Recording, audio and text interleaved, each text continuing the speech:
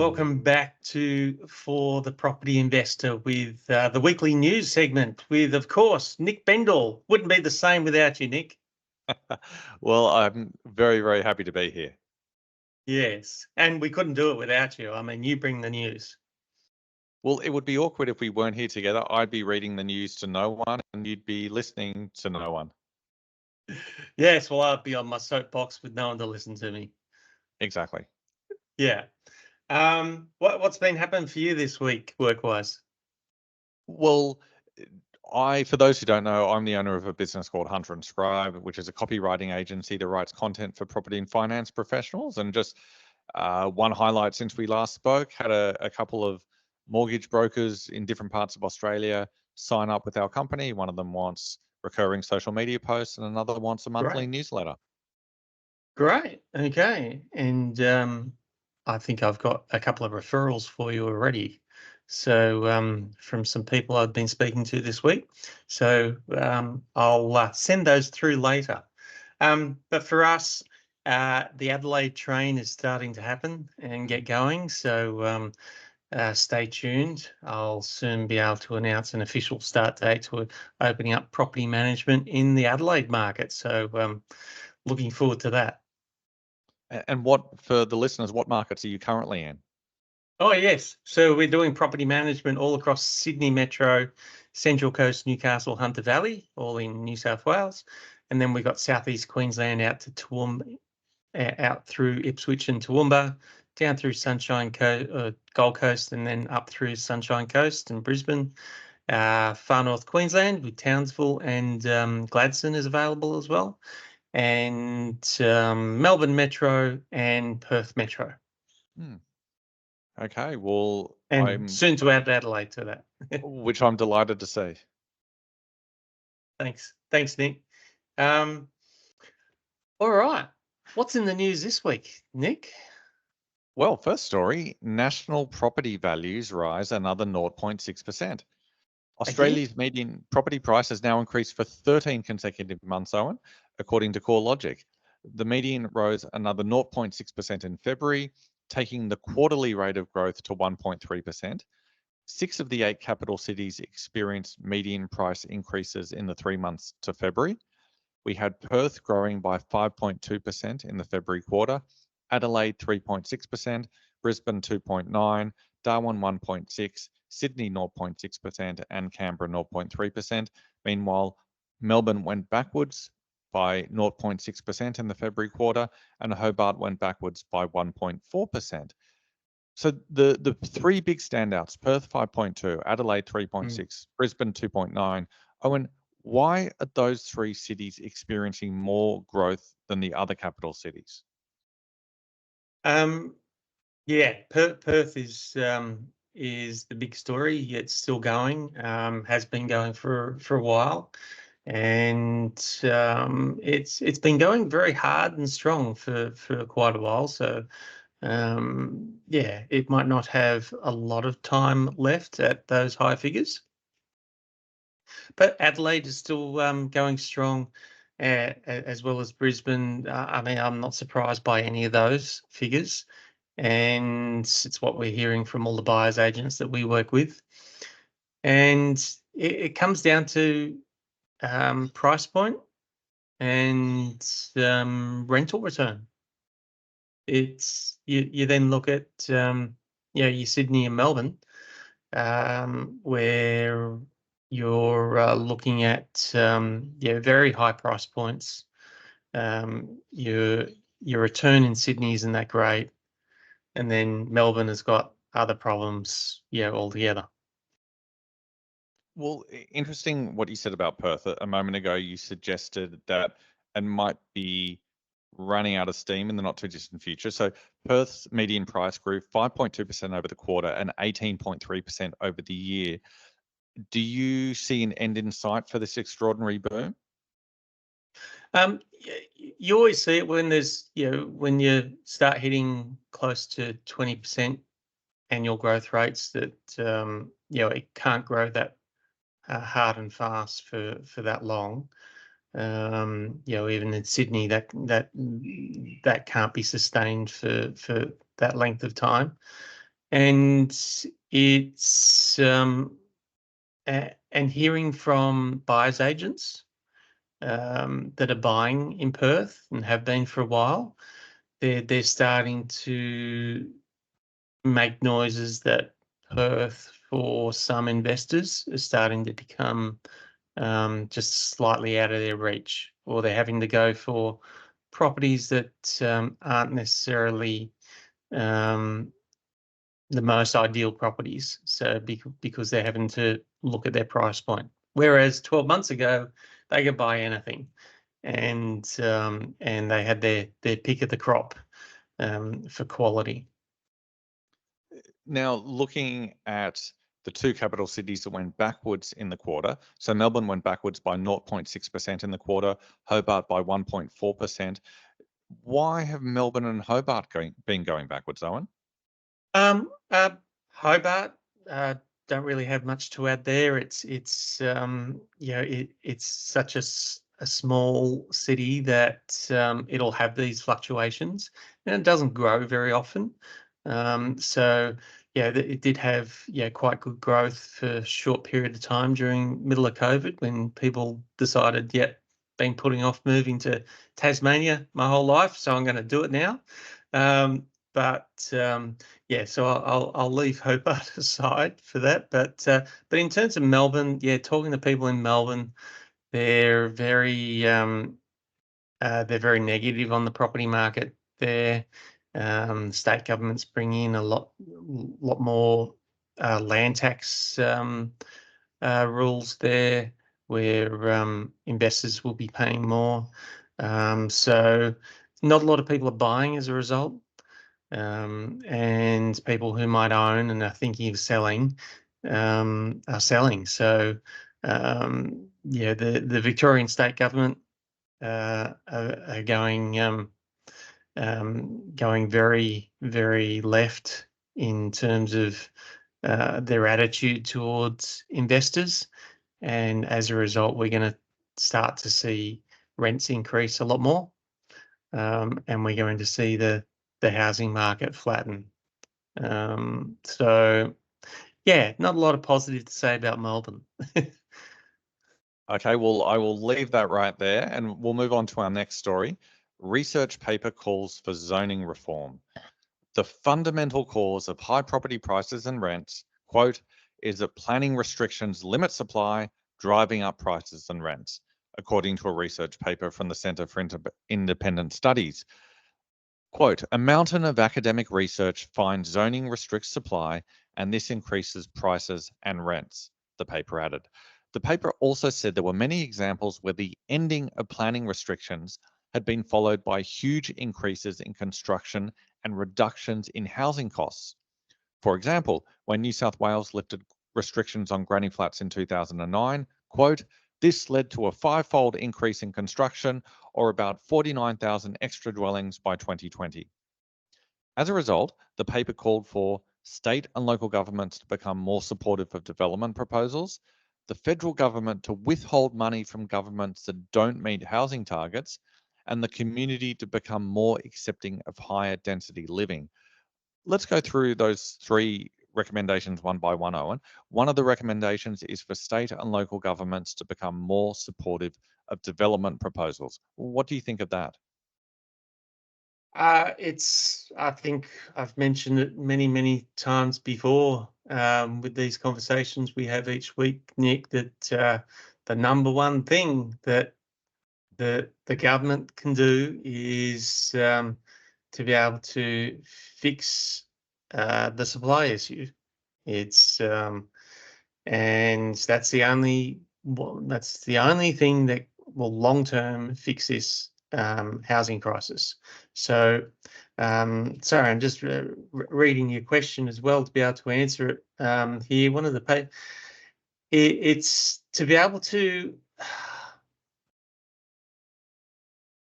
to help these development proposals, the state and federal governments, but it's mainly state government and local government that control this. They need to be able to cut the red tape. They need to be able to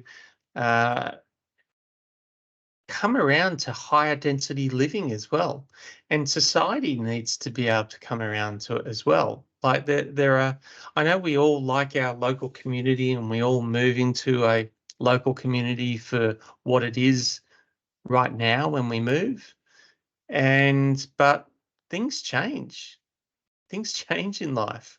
We can't stop progress. We can't, we can't stop population growth, and as a result, we can't stop progress. So we all live in uh, a society and a country where we have to accept this, and we need to be able to plan for it properly. And I know that's what the gripe is that a lot of people have, is that it's not planned well. So yes, we need to plan it better, but we in the meantime we need property for people to live in. Oh, okay, following on from that, Owen. So one of the recommendations was the community needs to become more accepting of higher density living.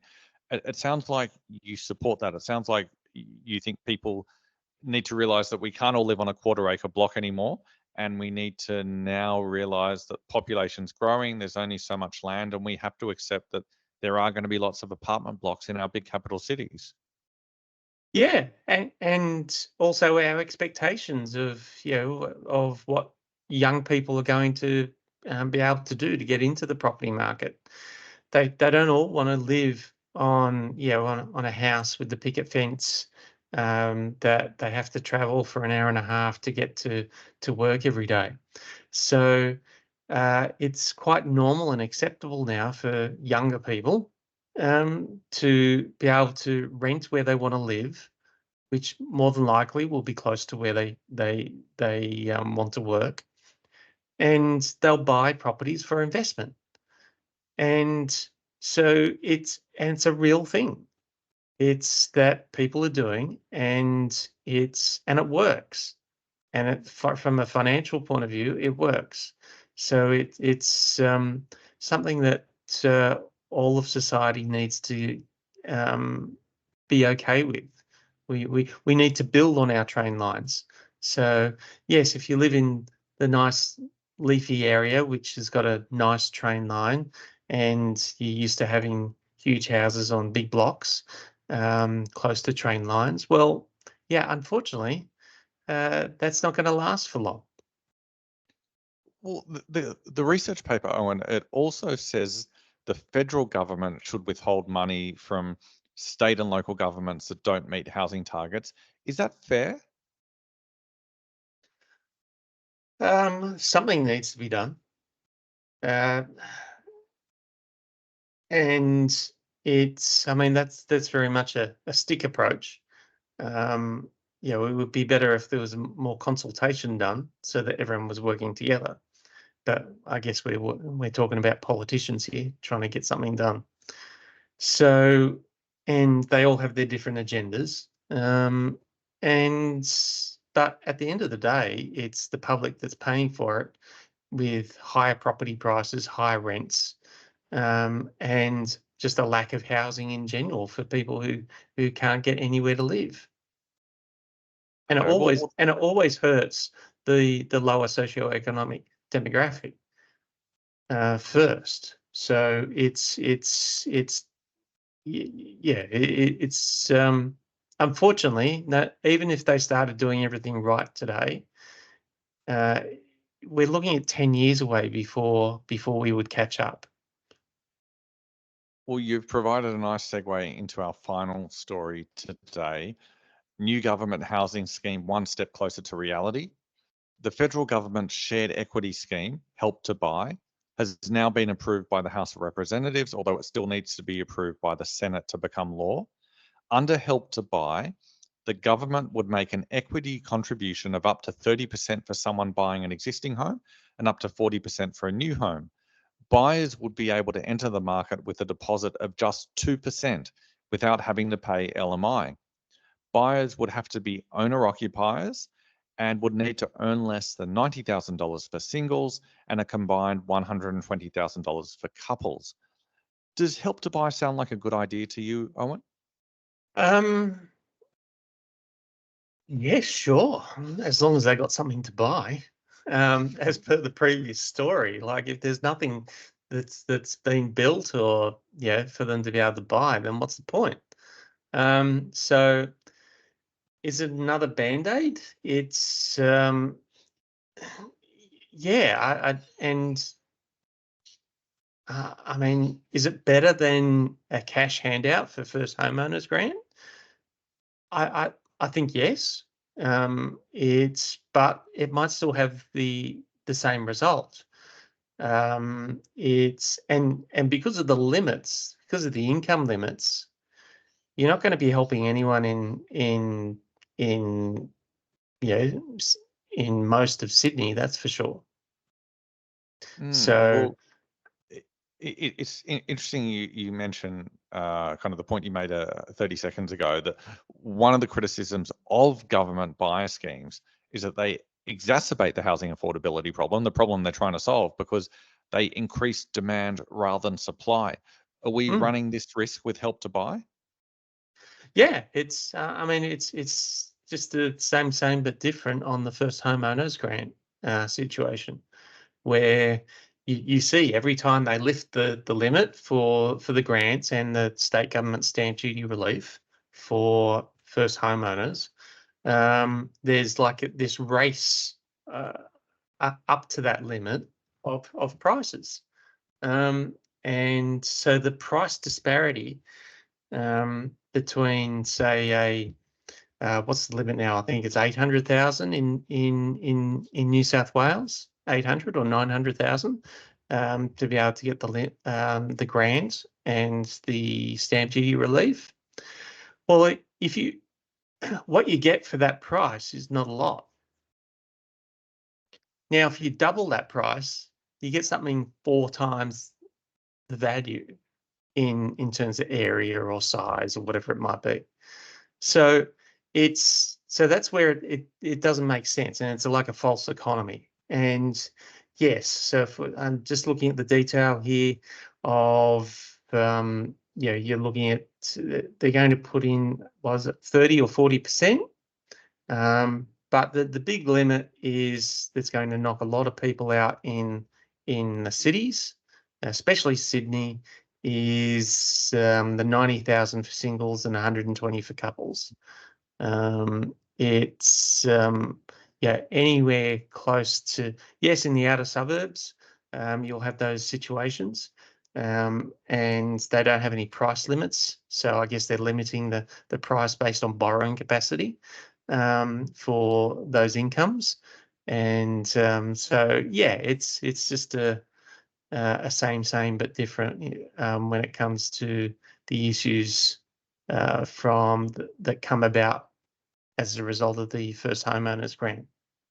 It's funny whether we're talking about the Perth property boom or zoning or Help to Buy, everything comes back to supply and demand.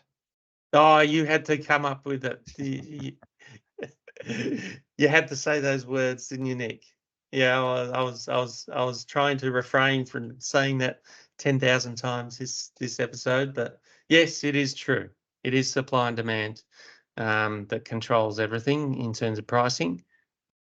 And if we're able to increase the supply, fix those issues that we talked about in that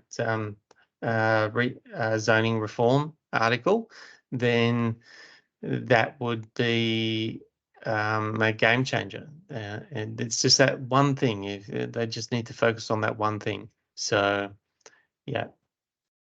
Well, there is plenty of demand for our podcast, so we will supply some more next week. Yes, we will. Thank you very much, Nick. And looking forward to next week, where I think you said you'll have a different background this time. Yes, I'm going to be enjoying a working holiday, so there will be a different backdrop. I don't know what it will be. I'm waiting to find out myself. Well, we're excited to find out. Thanks, Owen. All right. Thanks, Nick. See you next week.